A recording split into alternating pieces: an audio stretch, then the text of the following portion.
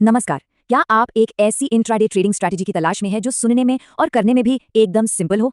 तो आज हम एक ऐसी ही स्ट्रैटेजी को समझने वाले हैं। चलिए फिर देर किस बात की, शुरू करते हैं। पता है इस स्ट्रैटेजी के बारे में क्या कहा जाता है कि ये इतनी आसान है, इतनी सीधी है कि कोई छोटा बच्चा भी इसे कर सकता है। अब ये दावा तो बहुत बड़ा है ना? और सच कहूं तो यही बात इसे और भी ज्यादा दिलचस्प बना देती है।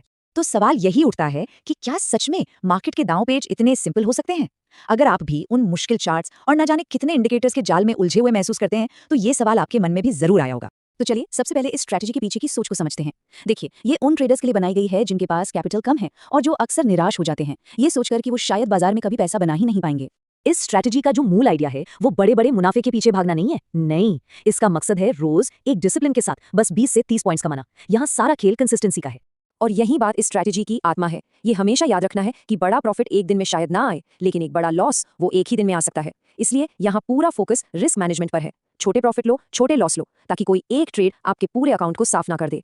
तो चलिए अब आते हैं इस स्ट्रैटेजी के सबसे मजेदार हिस्से पर। इसका पूरा एक्शन ट्रेडिंग डे के शुरुआती 30 मिनट में ही हो जाता है। आइए देखते हैं कि ये असल में काम कैसे करती है। प्रोसेस में सिर्फ 4 सिंपल स्टेप्स हैं। पहले बाजार को देखो, फिर एक रेंज बनाओ, चार्ट का टाइम फ्रेम बदलो और फिर बस सही मौके का इंतजार करो। सुनने में तो काफी आसान लग रहा है ना? तो सबसे पहला काम, सुबह 9:15 से 9:45 तक कुछ नहीं करना है, बस स्क्रीन को देखना है। क्यों? क्योंकि इस टाइम पर मार्केट में बहुत उठापटक होती है। पौने 10 बजे के बाद मार्केट थोड़ा शांत होता है और तब हमें एक क्लियर डायरेक्शन मिलने की उम्मीद ज्यादा होती है। ठीक 9:45 पर आपको बस एक काम करना है। सुबह के पहले 30 मिनट में मार्केट ने जो सबसे ऊंचा और सबसे निचला पॉइंट बनाया है उसे मार्क कर लेना है। बस यही बन गया आपका आज का ट्रेडिंग जोन।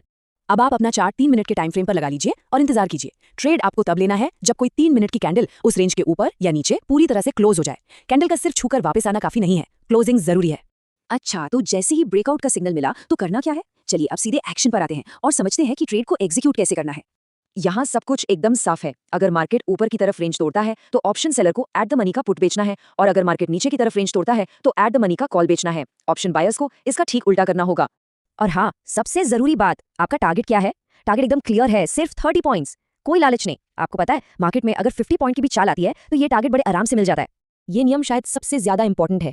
जैसे ही आपके 30 पॉइंट्स बन गए, बस सिस्टम बंद कर दीजिए, उस दिन का काम खत्म। याद रखिए, ज्यादा ट्रेडिंग का मतलब है ज्यादा रिस्क को दावत देना, और ये स्ट्रैटेजी रिस्क को कम करने के लिए ही तो बनी है। देखिए, कोई भी नियम आधारित स्ट्रैटेजी तभी काम करती है जब उसके नियमों को सख्ती से माना जाए। तो चलिए एक नजर उन जरूरी नियमों पर डालते हैं जो इस स्ट्रैटेजी को कामयाब बनाते हैं। इन नियमों को गांठ बांध लीजिए। शुरुआत हमेशा सिर्फ एक लॉट से करें। जब तक आप लगातार प्रॉफिट ना बनाने लगे, लॉट साइज बढ़ाने की जल्दी बिल्कुल ना करें। और हाँ, इस स्ट्रैटेजी की खूबसूरती इसकी सादगी में है। ये सिर्फ प्राइस के एक्शन पर चलती है, किसी फैंसी आरएसआई या वॉल्यूम इंडिकेटर की कोई जरूरत नहीं है। तो इस पूरी बातचीत से हमें क्या सीखने को मिला? सबसे बड़ा सबक तो यही है कि ट्रेडिंग में कभी कभी सादगी ही सबसे बड़ी ताकत होती है।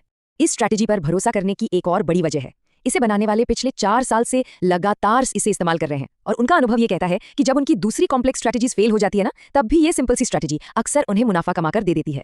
और अब अंत में एक सवाल मैं आपके लिए छोड़ जाता हूँ। आपको क्या लगता है, मार्केट में सफलता का असली राज कॉम्प्लेक्स चीजों में छिपा है या फिर एक अनुशासित सादगी में? इस पर सोचिएगा जरूर।